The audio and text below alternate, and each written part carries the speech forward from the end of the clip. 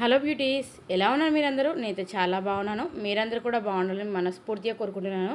చాలా రోజుల తర్వాత వీడియో అప్లోడ్ చేస్తున్నాడు. ఇక్కడ ఫుల్ దివాళీ సీజన్ అన్నమాట. వీడియోస్ తీసున్నా కూడా ఎడిటింగ్ చేసి అప్లోడ్ చేయడానికి చాలా టైం పడుతుంది. ఎవరైనా నా వీడియోస్ కోసం ఎదురు చేసి ఉంటే మాత్రం సారీ. అలాగే ఇక్కడ డిజైన్ చూస్తున్నారు కదా, ఇప్పుడు ఈ బోట్ నెక్ ఈ కట్ వర్క్ డిజైన్ని ఎలా కుట్టాలి అనేది అయితే ఈ వీడియోలో మీతో షేర్ చేస్తాను. వీడియో అయితే పూర్తిగా చూడండి. యూస్ఫుల్ అనిపిస్తే నేను లైక్ చేయండి, షేర్ చేయండి. మరిన్ని డిజైన్స్ నేర్చుకోవాలి, బ్లౌజ్ పర్ఫెక్ట్గా ఎలా కుట్టాలి నేర్చుకోవాలనుకుంటే మాత్రం తప్పకుండా మన ఛానల్ని సబ్స్క్రైబ్ చేసుకోండి. సబ్స్క్రైబ్ చేసుకున్న వెంటనే పక్కన బెల్ ఐకాన్ ఉంది కదా, అది క్లిక్ చేస్తే నేను వీడియో అప్లోడ్ చేసిన వెంటనే నోటిఫికేషన్ అయితే మీ వరకు ఈజీగా వచ్చేస్తుంది. ఇక బ్లౌజ్ ఈ డిజైన్ ఎలా కుట్టాలి అనేది అయితే చూసేద్దాం. ముందుగా దీనికైతే బోట్ నెక్ కోసం అయితే మనము మాపు అంటే నడుము సైజుని బట్టి, చెస్ట్ సైజుని బట్టి అయితే షోల్డర్ తీసుకోవాల్సి ఉంటుంది. దీనికి వచ్చేసి నేను 7 ఇంచులన్నర షోల్డర్ తీసుకున్నాను. 4 ఇంచులు వెడల్పు తీసుకున్నాను, గల్ల వెడల్పు. పైనుంచి 3 ఇంచులన్నర గల్ల పొడుగు పెట్టాను. సేమ్ ఆ వెడల్పు కూడా 3.5 ఇంచులు పెట్టి దాంట్లో మనం ఒక రౌండ్ షేప్లో వెనుక బ్యాక్ సైడ్ ఒక గల్ల పైవైపు బోట్ నెక్ అంటే పైకి కొంచెం బోట్ నెక్ ఉండి తర్వాత కింది వైపు మనకు డిజైన్ వస్తుంది కాబట్టి పై వైపుకి మనకి ఎంత కావాలో అంత మనం కట్ చేసుకోవాలి. మరీ 2 ఇంచెస్ అట్లా 3 ఇంచెస్ తీసుకుంటే ఏంటంటే బ్లౌజ్ వేసుకున్నప్పుడు వాళ్ళకి వెనకాల టైట్గా ఉంటుంది అన్నమాట. మినిమం ఒక 3.5 ఇంచులైనా కొంచెం గల్ల అనేది కొంచెం కిందికి తీసుకుంటే వేసుకునే వాళ్ళకి కంఫర్ట్ ఉంటుంది బోట్ నెక్కి. అలాగే మనకి కింద డిజైన్ కోసం అయితే 1.5 ఇంచు గ్యాప్ ఇచ్చారన్నమాట. మనకి ఏమంటారు లోపల కుట్టడానికి ఖర్చు ఇవన్నీ పోతాయి కాబట్టి కొంచెం పైకి వస్తుంది కాబట్టి 1.5 ఇంచులు ఇచ్చిన తర్వాత బ్లౌజ్ పొడుగు ఎంత ఉంది, బ్లౌజ్ వెనుక పొడుగు ఎంత ఉందో చూసుకొని గల్లది దాని ప్రకారంగా మార్క్ చేసుకుంటున్నాను. 5.5 ఇంచులు పొడుగుందన్నమాట. అక్కడి నుంచి మార్క్ చేసుకున్న తర్వాత మనకి గల్ల ఎంత వెడల్పు కావాలి అనేది అయితే చూసుకోవాలి. పైన మనం ఎంత వెడల్పు పెట్టుకున్నామో అంత వెడల్పు పెట్టుకుంటే కొంచెం ఏమంటారు వెడల్పు ఎక్కువ అవుతుంది అని చెప్పి అంత పెట్టుకోలేదు నేను. పైన 4 ఇంచులు పెడితే కింద 3 ఇంచులు ఒక 1 ఇంచ్ అయితే తక్కువ తీసుకున్నాను. ఇప్పుడు ఒక స్క్వేర్ షేప్లో గీసుకున్నాను కదా, పైన 3 ఇంచులు కింద 3 ఇంచులు తీసుకొని దాన్ని జాయిన్ చేసిన తర్వాత ఒక స్క్వేర్ షేప్లో తీసుకున్న తర్వాత మనకి మధ్యలో భాగాన్ని చూసుకొని మనం కట్ వర్క్ ఎలా డిజైన్ చేసుకోవాలి అనేది ఒక డ్రా చేసుకోవాలి. మనకి త్రికోణం షేప్లో ఉంది కదా కట్ వర్క్, అలాగే ఒక త్రికోణం ఆకారంలో కట్ చేసుకున్న తర్వాత దాని నుంచి మనం కట్ వర్క్ అనేది ఇచ్చుకోవాలి. కట్ వర్క్ కోసము ఒక్కొక్క దానికి 1.5 ఇంచు గ్యాప్ పెట్టి కట్ వర్క్ ఇచ్చుకోవడం వల్ల మనకి కట్ వర్క్ చూడడానికి ఫినిషింగ్గా కనిపిస్తుంది. ఇప్పుడు ట్రెండింగ్గా ఎక్కడ చూడు కట్ వర్కే కనిపిస్తుంది మనకి. కట్ వర్క్లో రకరకాల డిజైన్స్ అయితే వస్తున్నాయి. మన దగ్గర స్టిచ్చింగ్ కూడా అవైలబుల్గా ఉంది. ఎవరైనా స్టిచ్చింగ్ చేయించుకోవాలి అనుకుంటే మాత్రం ఆన్లైన్లో మీరు ఆర్డర్ పంపొచ్చు. స్టిచ్చింగ్ చేసుకోవాలనుకునే వాళ్ళు తప్పకుండా కామెంట్ చేయండి, నేను నా పర్సనల్ డీటెయిల్స్ అనేది మీతో షేర్ చేస్తాను. ఆల్రెడీ కొంతమందికి టైలరింగ్ వచ్చినా కూడా కట్ వర్క్ కుట్టలేని వాళ్ళైతే ఇలా చూస్తే ఏంటంటే మీకు ఈజీగా కట్ వర్క్ అనేది కుట్టుకోగలుగుతారని ఒక ఉద్దేశంతో అయితే వీడియోస్ అయితే నేను తీస్తున్నాను. నేర్చుకోవాలనుకునే వాళ్ళు తప్పకుండా మా ఛానల్ అయితే సబ్స్క్రైబ్ చేసుకోవడం మర్చిపోకండి.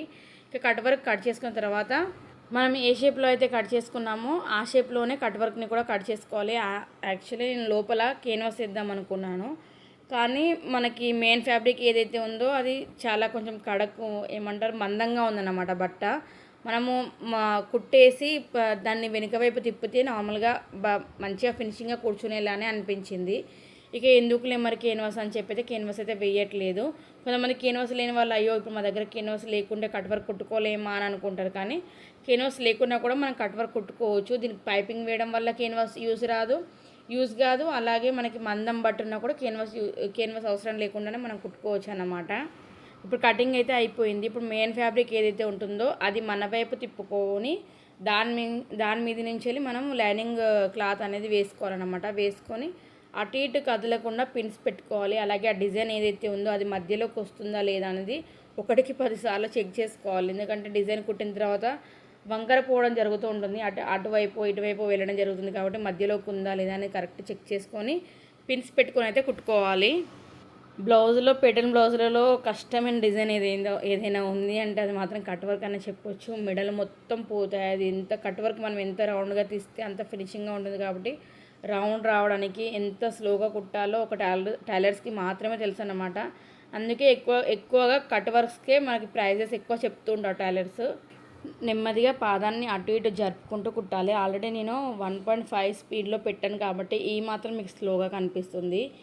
ఇంకా నేను నార్మల్ స్పీడ్లో పెడితే మాత్రం చూడడానికి కూడా కష్టంగా ఉంటుందన్నమాట. చూసారు కదా ఎంత పాదాన్ని తిప్పుకుంటూ కుట్టడం అనేది చాలా కష్టం అవుతుంది.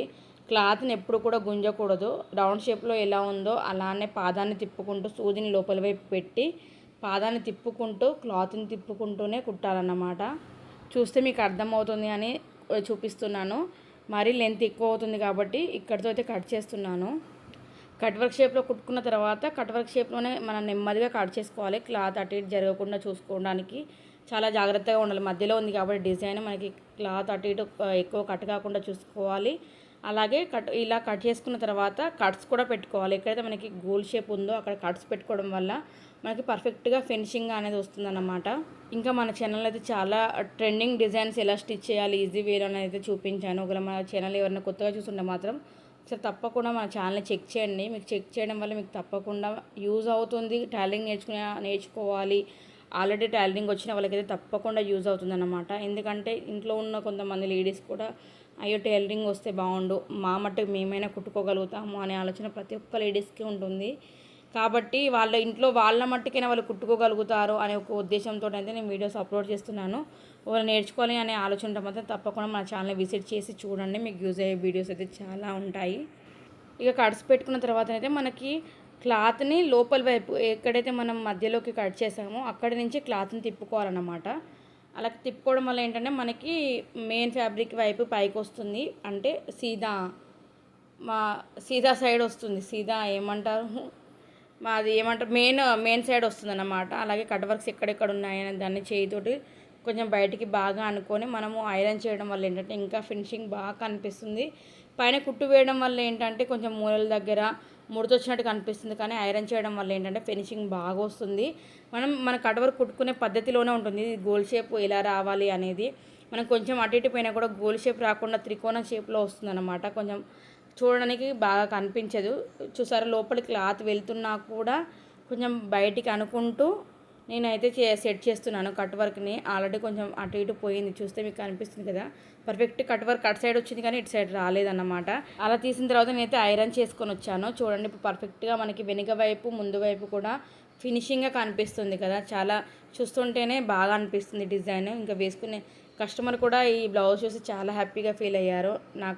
మనకి ఎంత కష్టపడి కుట్టినా కూడా కస్టమర్ వేసుకొని వాళ్ళు హ్యాపీగా ఫీల్ అయితే మనకి అంతకు మించింది వేరే ఏది లేదనిపిస్తుంది. అప్పుడు పడ్డ కష్టం అంతా తీరిపోతుంది అనమాట. కస్టమర్ హ్యాపీనెస్సే కావాలి. ఇంకొంతమంది ఏమనుకుంటున్నారు, టైలర్స్ కావాలనే పాడు చేస్తారు అనుకుంటారు. కానీ అదేంటో పాడయ్యే వాళ్ళ దగ్గరికే వెళ్తారు.